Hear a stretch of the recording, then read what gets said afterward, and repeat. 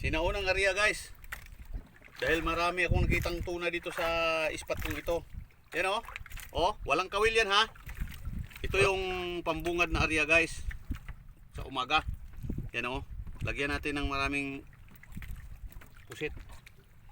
Kasi ang tuna dito pag na ano na to, lalapit sila sa ilalim. Marami, lalapit na sila. Hindi na sila mahirapan maghanap ng pagkain. Maniningain sila dito. Yung iba, ayaw nila ng pusit. Lagyan natin ng isda. Yan o. Samahan natin ng isda kasi yung iba, mauuta na daw sila sa puro pusit na lang ang pain ko. Ang pagkain sa kanya. Yan, lagyan natin ng isda. Para lahat sila makakapaningain. Oh, yan, merong matambaka oh. Yan, halo natin yan.